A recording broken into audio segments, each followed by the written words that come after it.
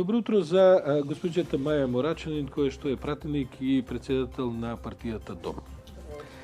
Денешната тема на денот прва се разбира загадувањето. Прво да ве прашам, необично, меѓутоа во целиот свет, па и кај нас одеднаш загадувањето стана една од главните политички теми во агендите на државата. Предпоставам дека тоа ве чини задоволна. Не ме чини задоволна, бидејќи е актуелна тема, и кога би биле состојбите нормални, не би било толку актуелна тема. За нас како Дом, како Зелена партија, не е нешто ново, бидејќи зелените генерално и во светот и во Европа особено одамна се занимаваат со темата на аерозагадување и климатските промени.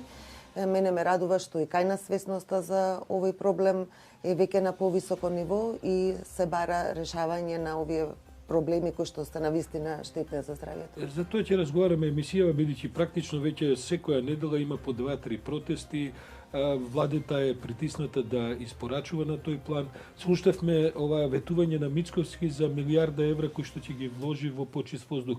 Како гледате вие на тој тип на ветување?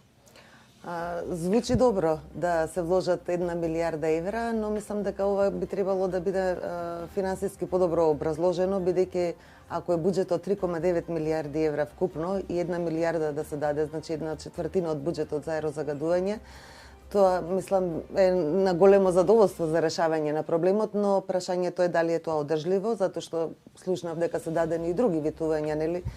Други некои финансиски средства за решавање на други проблеми, така што она што е потребно е да бидеме објективни и да направиме вистина план. Потребно е дефинитивно да се вложат многу повеќе средства отколку што тоа сега се прави. Добро, знам, но тој вид на лицитирање со такви огромни суми не ја ли девалвира во суштина целата политика во екологијата? Ти така можете вие сега да излезете и да кажете Дом ако дојде на власт, 2 милиарди евра. Така, и тоа може во секоја сфера да се прави, не само за заштита на животна средина, така може и за здравство, и за култура, че треба да бидеме објективни.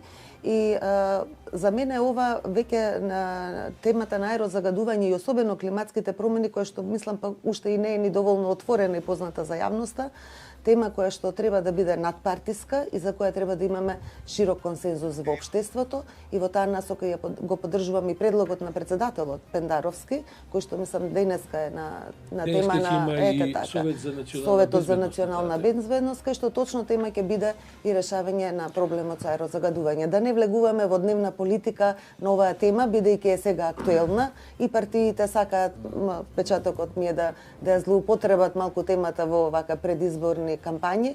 Ова е сериозен проблем и треба да понудиме сериозни решавања. Јас сакам во овој момент да вклучиме Елвира Мустафа, која што е професорка во средното училиште Никола Карев, ја имаме на телефон, каде што викендов, односно пред викендот имаше демонстрации на нивните ученици, па се случи така да директорката која се одбиде да ги спречи, да истрпи консеквенци. Професорке Мустафа, дали се слушаме? Да, малку слабо ве слушам, ама оке. Кажете ми како ги доживеавте последните демонстрации и случувањата во вашето средно училиште во врска и со смената на професорката? Директорката се извинувам. Значи ми беше некако прилично како дежаву, како да се повтори тоа пред неколку години, кога ми се јавија децата и ми кажа дека директорката ми забранува да протестираат, спротивно ќе преземела мерки исклучување од училиште, а знаејќи дека таа го може тоа, нели, таа жена е таква, не покренавме, да, буквално нака се собравме и идевме на ризик. Овој пат страшно беше, да, буквално. Кажете ми, задоволни сте од бројот на децата кои што излегува да протестираат и не само тоа, туку дали тој вид на протести на вистина е резултат на свест кај децата дека нешто треба да се менува во политиката на загадувањето во државата? Значи, вака, ја предавам етика, предавам и здравствена етика, каде што се предава еколошка етика, каде што и така се зборува за здравјето, не само на нас, туку и на другите околу нас. Почнувајќи од тоа, нормално е. Нормално е дека децата имаат право да дишат чист воздух и нормално е ако веќе не може да им обезбедат услови, каде што тие ќе престојуваат и ќе имаат нели, нормален воздух за дишање, тогаш во ред, не кидат на настава. Но вака, како? Значи се гушат, има деца со астма, има деца кои што не може да дишат, присилени се дидат бидејќи имаат писмени. Тоа е стрес за нив. Добро, професорке Мустафа, јас ви благодарам. Сигурен сум дека ќе имаме уште многу прилики за жал да се слушнеме на оваа тема. Колешката Кристина Атовска има на својот линк двајца, се надевам од протестантите на минатите протести на средношколците. Кристина, дали се слушаме? Да, Сашо, се слушаме. Ние се наоѓаме во паркот на франкофонијата. Нашиот прв гостин на ова линковско вклучување е Антонио Јовановски од еколошката организација Go Green, па да не должиме, веднаш ќе почнеме со разговорот. Добро утро, Антонио. Можам да кажам дека се освести о младината, односно младината, во фокусот се средношколците. Како гледаш ти на ова, да кажам, освестување на младите луѓе во оваа држава? Охрабрувачки е и надежно. Ние од 2010 година работиме со средношколците и тогаш беа првите пионерски маршови за загадување и секоја чест што ете после скоро 10 години веќе и без никаква иницијација спонтано самите средношколци они се организираат и го подигнуваат својот глас за да се преземат мерки за климатските промени, значи еколошко освестување и тоа што дава надеж. Дали сметаш дека овие петочни бојкоти на наставата се добар начин за да се изрази револтот против енормното загадување?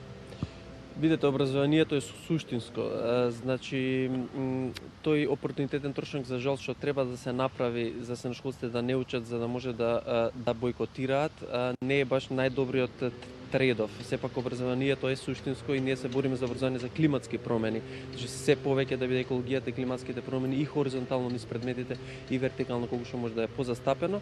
Во секој случај поради тоа што ситуацијата е итна, нависна и на глобално ниво, и тука знаеме со нашето загадување, така да ова можеби се покажа само ургентноста на ситуацијата и да баш оние пораки што ги праќа средношколците за која иднина јас ќе учам и за што ќе учам. Значи доколку не им даеме некоја надеж зошто они причина зошто учат, тогаш образованието нема да не биде квалитетно. Морам да те прашам, бидејќи еве конкретно во гимназијата Никола Карев настана и голем скандал со оглед на притисокот кој го имаа средношколците. Дали сметаш дека е неправилно да се врши ваков притисок и практично да се загушува гласот на средношколците? Па дефинитивно мислам гласот и демократијата кај младите е регулирана со многу устави, со многу закони и меѓународни и домашни, така да тоа воопшто не е начин за да се спречат средношколците. Мислам никој на никого веќе не може да му каже што да прави, каде да оди и со закани мислам е дефинитивно многу погрешен начин. Макрадули се пофали дека оваа година има многу помалку загадени денови од минатата година. Дали правиме доволно по ова прашање, дали е ова успех и што се оние приоритетни први работи што мораме да ги направиме за да го намалиме загадувањето? Па добро, реално може да се каже дека нема отидено годинава над 1000, значи над 500 е многу ретко, значи навистина може да се види некој помал загадување, дали е доволно, дефинитивно дека не е доволно бидејќи се уште можеме да видиме дека оди над 50 што е гранична вредност. Значи имаме уште многу работа, треба да се вклучат сите.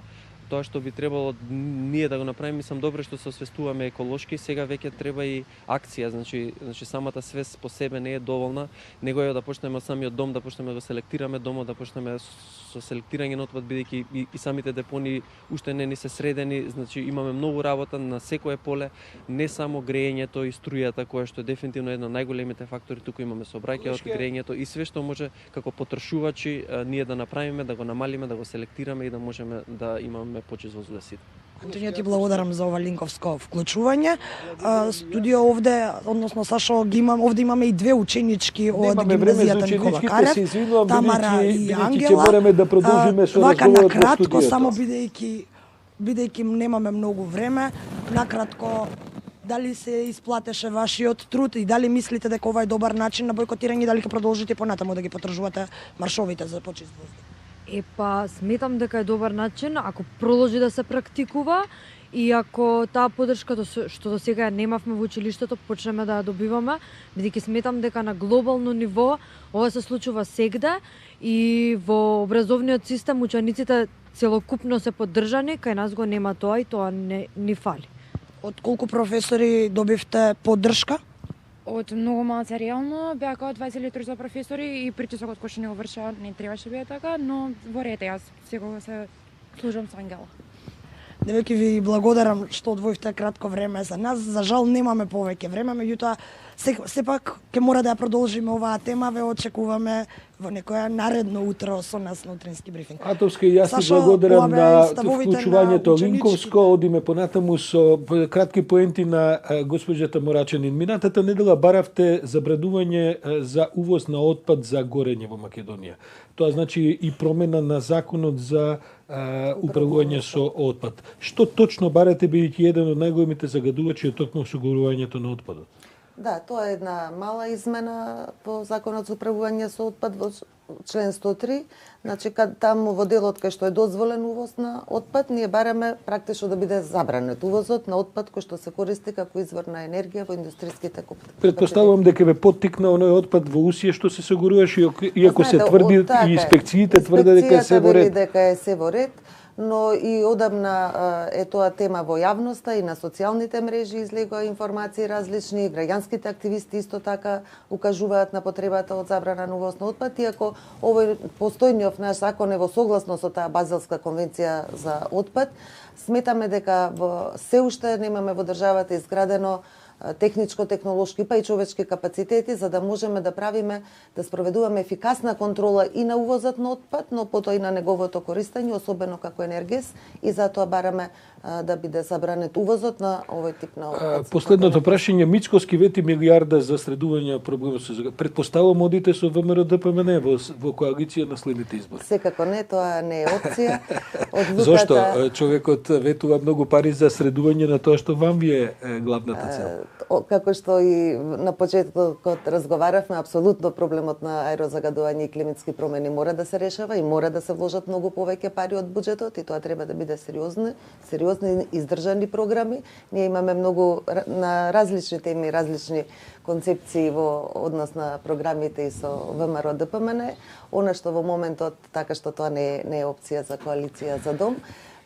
Ние се подготвуваме за избори, така што ги започнавме нашите подготовки и за изборната програма. Вчера имавме трибина во Штип на тема Идената е зелена. Дека активностите ви се бројни. Маја Морачанин, ви благодарам за ова гостување. Ќе имаме прилика уште многу пати. Пак ќе кажам за жал, бидејќи е очигледно дека овие теми ќе бидат теми кои што ќе превладуваат и во политичката реалност во Македонија понатаму.